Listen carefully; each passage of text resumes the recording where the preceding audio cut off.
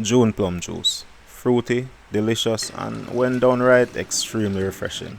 Today I'm going to show you a few tricks to get the best tasting cup of juice, as well as a couple things we do with June plum when not making juice. This fast growing tree is native to Southeast Asia. It thrives in tropical climates like the Caribbean.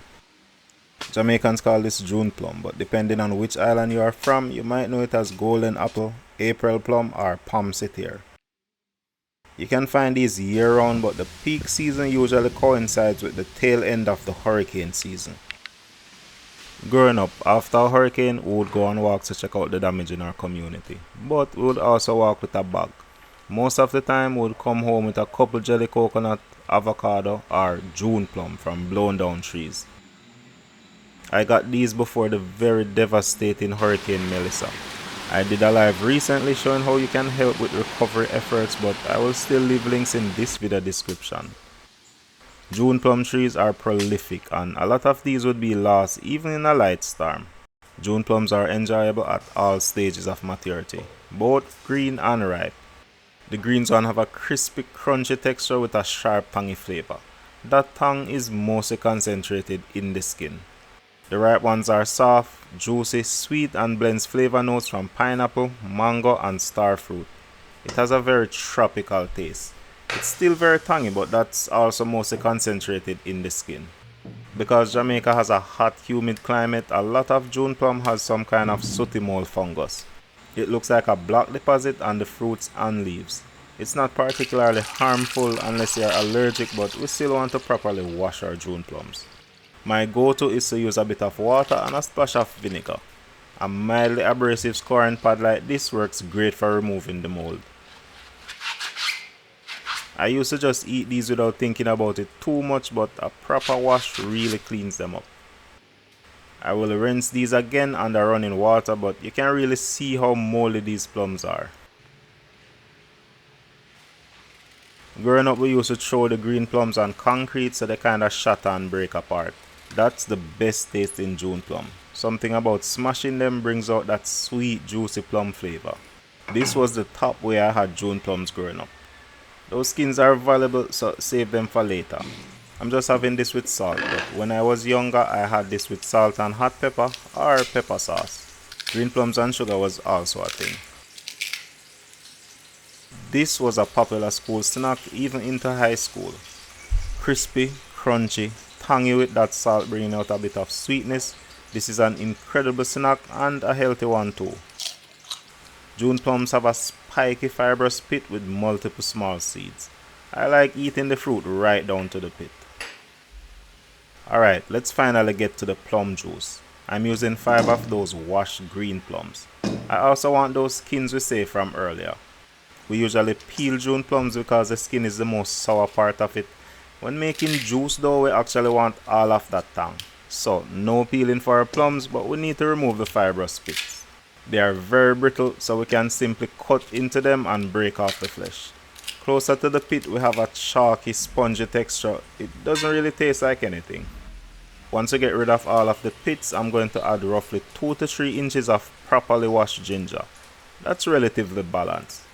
Add less or more depending on the ginger's strength or how pungent you want that ginger to be. Next we place all of that in a blender, then submerge it with water. You want enough water for a smooth blend, but not too much to dilute the flavors.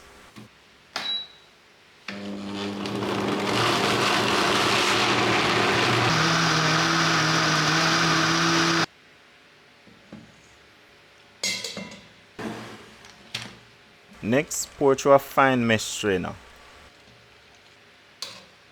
Use a spoon to press out the juice. Green June plum is fairly easy to strain. Strain a bit at a time until we have our juice. Despite how they look, these are lemons. I'm not sure what variety, but the flavor is unmistakable. It has a much thinner skin with a brighter colored flesh. Adding citrus like lemons or lime introduces a bit more acidity and that refreshing flavor. I like to adjust the flavors of my juice after blending and straining. So I'm just going to taste this to see exactly what it needs. This never needed the lemon because it's plenty sour already. I should have tasted this before. Next, add sugar. Adjust the sweetness according to your preferences. I'm using Jamaican brown sugar, which is very different than brown sugar in the States, but you can use a variety of other sweeteners like honey or agave. This next step makes the biggest difference with your June plum juice. Let it rest for a few minutes and I'll show you why in a minute.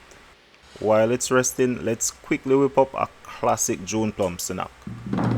In a saucepan, add 4 or 5 green June plums. The slightly ripe ones also work. Grate in a teaspoon or 2 of ginger. Add a couple cloves, a dash of cinnamon, about 2 tablespoons, about 2/3 cup sugar, and about a cup of water. This will go on medium-low heat to reduce. I almost forgot a pinch of salt. Green June plums, whatever warm spices we had, and a bit of sugar. This is how we made stew plums growing up. That's going to take about 20 minutes to reduce and thicken up, so let's check in back on our green juice. It's not so green now, and I think that's because of the lemon I added. Sometimes acids degrade the color of food. I made some more without lemons and that holds its color much better, but it's not a big deal either way. I'm going to strain this a second time, but this time I'm going to use a cheesecloth. I rested this for 2 reasons. You might have had June plum juice already and it had a really pulpy, kind of fibrous texture that I personally don't enjoy. Resting lets a lot of that texture fall to the bottom. The next reason we rest is that green June plums have a very high starch content. It's a bit more dense, so it sinks to the bottom of our juice really fast. That starch has a really bad effect on the flavor of the juice. It has a really chalky texture and mutes those delicious flavors from the green plum juice. I let some of that starch dry out a bit and I really think I could use this as a thickener. It's always surprising how much you get from just a few plums.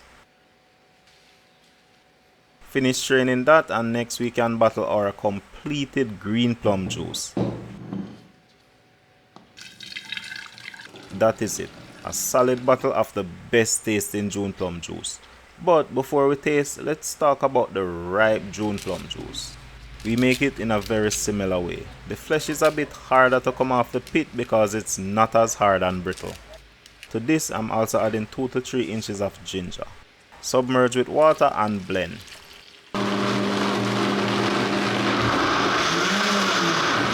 Ripe June plums are a lot harder to strain because the juice is a bit more viscous. Once strained though, we get this very sweet, fruity smelling juice. Ripe June plums are sometimes much sweeter, so they might not need any additional sugar, but a quick taste can help you determine how much. This needs a little bit.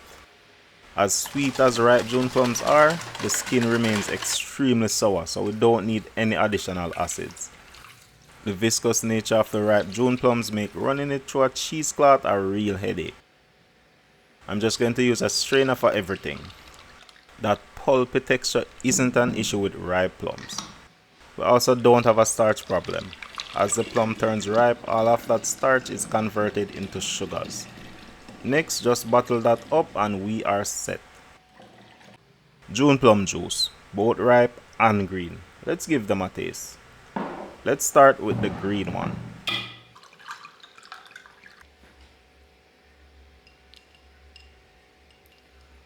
That's extremely delicious. It has a good tang to it, clean and full bodied but still very refreshing. That hint of ginger is perfect. It did not need the lemon, but the taste doesn't suffer from it either. None of that heavy pulpy chalky texture that June plum juice usually has either. This is premium. As for the ripe June plum juice, the first thing you notice is that sweet June plum smell. It's a bit more viscous with a deeper yellow color, but let's taste this and see how it stacks up. That's exceptional. Fruity, full-bodied, surprisingly tangy even without any additional acid, and also very refreshing. It's great, but just like most Jamaicans, if given the choice, we prefer green June plum juice. You want to know what's better than either ripe or green juice? Combining them both. You get the crisp, refreshing flavor of the green one along with the deep fruitiness of the ripe one. It's the best of both worlds with no downsides. This is some premium stuff. Very sweet. I hope you did not forget the other sweet treat we were making. Our stewed plums are ready.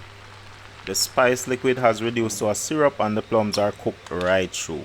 This smells really good. All those warm spices are doing their thing. Make sure you spoon over some of that sweet syrup for the finish. And there we have it, stewed June plums. Let's give this a taste.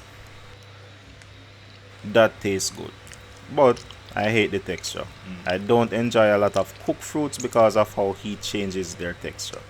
It has a very pasty, mushy mouth feel that takes away from the taste to the point I can't really enjoy this. So I will continue to eat my June plums with salt and pepper or make a banger juice with them. Remember to check the description if you want to help with relief efforts for those affected by Melissa. Even small gestures of kindness can make the biggest difference to those in need. Thanks for watching till the end. Hope you have a great day. Bless up and I will catch you in the next one.